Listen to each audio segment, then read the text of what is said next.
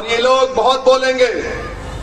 अब मेरा आज भाषण हुआ तो उसके बाद कल से ये लोग शुरू कर देंगे, समाजवादी के लोग, ये ओवैसी वोट काटने आया, ये जहां भी जाता वोट काट देता है, वो जीत जाते, फुला पार्टी जीत जाती। औरंगाबाद में एक मशहूर जर्नलिस्ट साहब आए थे, मेरा इंटरव्यू किया, उन्होंने मुझसे सवाल किया, मैंने कहा बिल्कुल सच है, अमेरिका में असदुद्दीन ओवैसी ने कमला हैरिस को हरा के ट्रंप को जिता दिया। मैं ही किया, मैं बोल रहा हूं, मैं ही किया, मेरे को जाने की जरूरत नहीं थी, मैं ऐसा पढ़ के फूंक दिया वहां पे, लोग बोले वोट काट दो। अरे आप बताइए, मैं एक सियासत पे पॉलिटिकल सियासी पार्टी हूं, अगर मैं इलेक्शन नहीं लड़ूंगा तो क्या करूंगा मैं? तो अब हमारे इस जलसे के बाद कल से हजरत इबलीस के एजेंट शुरू हो जाएंगे। तो आप डरना घबराना नहीं, आप उनको इतना ही बोलना कि हम आयतल कुर्सी पढ़ के फूकेंगे सब पे, उन्हें जाएगा वापस। आप बताइए कि 15 साल में आपने कुछ नहीं किया, 15 साल में से आपने क्या काम किया बताओ जनता को, आप बताओ। मैं हैदराबाद का 5वीं मर्तबा का एमपी हूं, जब मैं जाता हूं जनता के दरमियान में बोलता हूं कि देखो मैंने पार्लियामेंट में इतने सवालात किए, 2023 का बेहतरीन पार्लियामेंटेरियन का अवार्ड मुझे महाराष्ट्र का एक लोकमत अखबार ने बुलाकर मुझे दिया दिल्ली में। मैं कोई एहसान नहीं किया मैंने, क्योंकि मैं जानता हूं कि जो जनता सुबह उठकर पोलिंग बूथ को जाकर वोट डालती है, और खास तौर से हमारी मां और बहनों को लाखों सलाम, बेचारे सुबह उठते भी हैं और हजरत शोहर को कुछ पेट में डाल के भूखे पोलिंग बूथ को जाकर एक घंटा ठहर कर वोट डालकर आती है। और उन गरीबों की कुर्बानियों की वजह से हम जीतते इलेक्शन। एक तो अल्लाह का फजलो करम और नबी करीम सल्लल्लाहु अलैहि वसल्लम का सदका, अहले बैत की दुआएं, और इन गरीबों का वो कुर्बानी। उस पोलिंग के दिन कितना लोग भागते एक नेता के लिए, वो नौजवान भूखा रहता, 2-2 दिन का भूखा रहता, सोता भी नहीं, जागते रहता कि मेरा भाई जीत जाए, मेरा भाई जीत जाए, भूखा फिरते रहता। और जब जीतने के बाद अगर वो एमएलए या एमपी उनको भूल जाता है, तो इससे बड़ा गुनाह और क्या हो सकता है बताइए आप। कोविड का जब दौर था, कोविड में कोई काम किया यहां पर? अतीक कुछ कोविड में काम हुआ था यहां पर? इधराओ तुम, अभी खोलना पड़ेगा। कोविड में कुछ काम हुआ था? क्या खिचड़ी घोटाला हुआ था? हाँ हाँ, अच्छा खिचड़ी भी खा लिए। मजलिस ने क्या किया कोविड बताता हूं मैं आपको। हमने 1000 सिलेंडर गरीबों में मुफ्त बांटते थे, 1000 सिलेंडर। और जो कोविड का पेशेंट होता था वो हिंदू मुसलमान कुछ नहीं, फोन करके बोलते थे, हमारे मजलिस के मेंबर अपनी गाड़ियों में सिलेंडर ले जाकर देते थे उसको। मलाला साहब भी मलकपेट में किए, दवाएं नहीं थी, अस्पतालों में बेड दिलाते थे। मेरे भाई अगर कोई ईमानदारी से काम करे ना एमएलए एमपी बनकर, मुझे इस बात का यकीन है कि दुनिया में क्या होता नहीं मालूम, अगर कोई ईमानदारी से 20% भी काम करे तो यकीनन जब हम खबर में जाएंगे, अल्लाह खबर में भी, और उस दिन जब सब जमा किए जाएंगे उसका अल्लाह अजर देता है।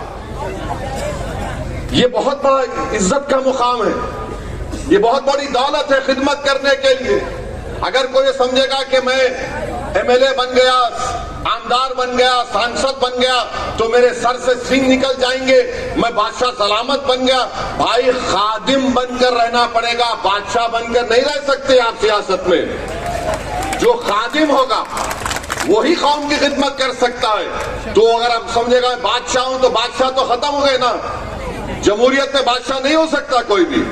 नरेंद्र मोदी अपने आप को बादशाह समझे, अवाम ने उनको नीचे ला लिया, अब और नीचे जाएंगे इंशाअल्लाह ताला। तो मेरी आप तमाम से गुजारिश है कि 20 तारीख के दिन आप अपना एक एक वोट मजलिस इत्तेहादुल मुस्लिमीन के उम्मीदवार अतीक साहब के हक में इस्तेमाल करें, उनको कामयाब करें। अब दूसरी बात यह कि आप क्यों वोट दें मजलिस को। एक तरफ तो ये उद्धव ठाकरे की क्या है, महाविकास है, अगाड़ी है, क्या है वो, अगाड़ी बोलते, हाँ। दूसरी तरफ शिंदे फडणवीस का महायुति है उनकी। अब आप मेरे को बताइए, उद्धव ठाकरे जब ये एमएलए थे, यहां के मौजूदा एमएलए विधानसभा में मौजूद थे, उद्धव ठाकरे ने खड़े होकर ये बयान दिया असम महाराष्ट्र की विधानसभा में कि हमारे पार्टी के ही मेंबर्स ने 6 दिसंबर के दिन बाबरी मस्जिद को तोड़ा और हमको इसका फख्र है। तो अगर ये उस कॉम्बिनेशन में है तो उद्धव ठाकरे को लाओ ना, तुम प्यारे यहां पकड़ के लाओ ना, उद्धव ठाकरे को लाके बात बोलो गोवंडी में, क्योंकि तुम तो बोल रहे हमारी सरकार आ रही, हम इतना देंगे, 3000 देंगे। वो शिंदे बोल रहा कि मैं 1500 दिया।